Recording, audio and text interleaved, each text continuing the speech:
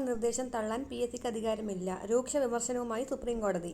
New Delhi rank പട്ടിക വിപുലീകരണമുള്ള സർക്കാർ നിർദ്ദേശം തള്ളിയ PSCക്ക് സുപ്രീംകോടതിയുടെ രൂക്ഷ വിമർശനം. സംസ്ഥാന സർക്കാരിന്റെ നിർദ്ദേശം തള്ളാൻ PSCക്ക് അധികാരമില്ലെന്നും സർക്കാർ നിർദ്ദേശം നിരാകരിക്കുന്നത് അധികാരപരിധി കടക്കുന്നതിന് തുല്യമാണെന്നും സുപ്രീംകോടതി നിരീക്ഷിച്ചു. PSCയുടെ സ്വയംഭരണ അധികാരം ഉദ്യോഗാർത്ഥികളെ തിരഞ്ഞെടുക്കുന്നതിൽ മാത്രമാണ്. ഒഴിവുകളുടെ എണ്ണം നിർണയിക്കുന്നതും റാങ്ക് പട്ടിക വിപുലീകരിക്കുന്നതും ഉൾപ്പെടെയുള്ള അധികാരം തൊഴിൽദാതാവായ സംസ്ഥാന സർക്കാരിന്റേതാണെന്ന് സുപ്രീംകോടതി ഉത്തരവ്. സംസ്ഥാനത്തെ വിവിധ ജില്ലകളിലെ മുനിസിപ്പൽ കോമൺ സർവീസിലെ ജൂനിയർ ഹെൽത്ത് ഇൻസ്പെക്ടർ ഗ്രേഡ് 2 നിയമനത്തിനായി തയ്യാറാക്കിയ റാങ്ക് പട്ടിക വിപുലീകരിക്കണമെന്ന സംസ്ഥാന സർക്കാരിന്റെ നിർദ്ദേശം PSC തള്ളിയിരുന്നു. ഇതിനെതിരെ ഹർജിയിൽ പുറപ്പെടുവിച്ച ഉത്തരവിലാണ് സുപ്രീംകോടതി വിമർശനം. ഒഴിവുകൾ വിജ്ഞാപനം ചെയ്യുന്നതും ജോലിയുടെ ഭരണപരമായ ആവശ്യത്തിനനുസരിച്ച് മാനദണ്ഡങ്ങൾ നിശ്ചയിക്കുന്നതിലും സർക്കാരിന്റെ അധികാരമാണ്.